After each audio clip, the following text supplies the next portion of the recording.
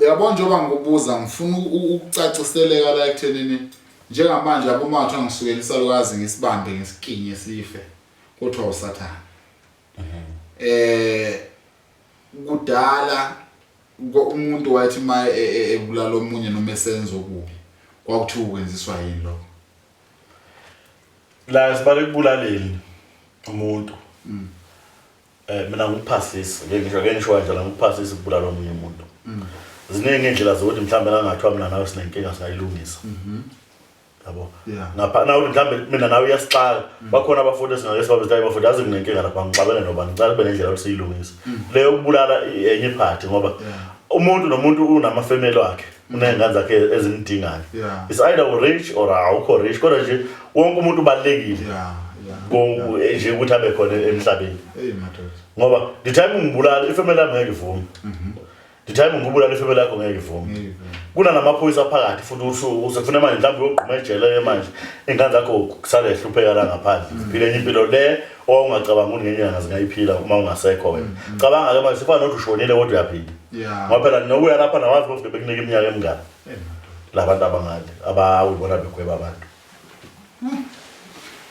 Hayi kunzima ngoba ngikubuziswa ukuthi okunye kunabantu abasebenzisa lona leli Bible futhi ukusilutha bethi umuntu afike akone bese eza neverse athi umuntu mekushaya lesihlathi mnikelesi yayibona la uthini ngaleyo nto leyo wena mawubheka iBhayibheli uphinde ubheke nabo abelungu indlela abeze ngayo ngoba phela ekugcineni kumele sibe nayo lento mhlawumbe iBhayibheli liyaphilisa leza nomuntu wrong asazi kodwa uma ubheka leso simo sokuthi umuntu bekushaya ngapha mningi ngapha mekuphuca le ngubo omnike nenye kuyadepend ukuthi ungishaya ndlelani sibani mangabe kuthiwa mhlambe ngelenza ngixabene nawe khona indlela ukuthi ngithi ngikushaya ngenzela ukuxoxa ngokuphephisa kule nkinga le engibona ukuthi izokwehlela yabona nje ngiyelana ngisebenza khona kunobaba owathi unkosi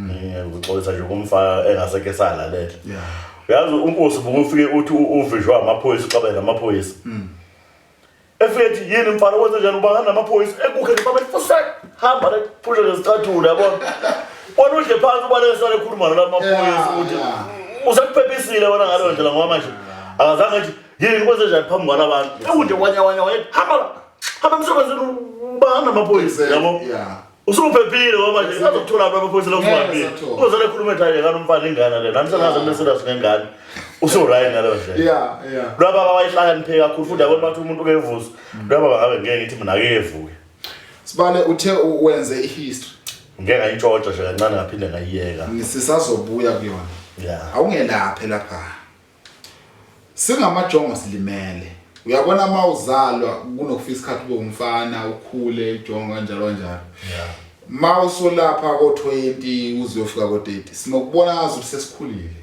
mawuthi nenhlanhla ukuthi ube nayo ubaba mezama ukubuyisa endleleni ube namanye amagama wabhekisa ngakuye kube ngazi ukuthi ubaba akacabangi mayethi ungabokwenza ukuthi lempi singayilamula kanjani lempi yabafana nobaba babo ngoba akekho umfana kukancane umfana azwane noyise.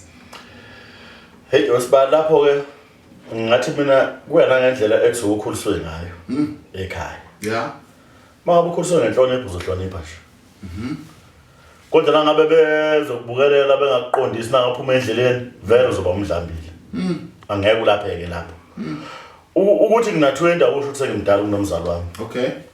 Ukuthi ngina30 akusho ukuthi sengimdala kunomzali wami. Yabo njengoba ke iBhayibheli lapho la feel ngene khona ke lapho. Njengoba ngisho ukuthi angeke ngixeke, angeke ngithini ngalo.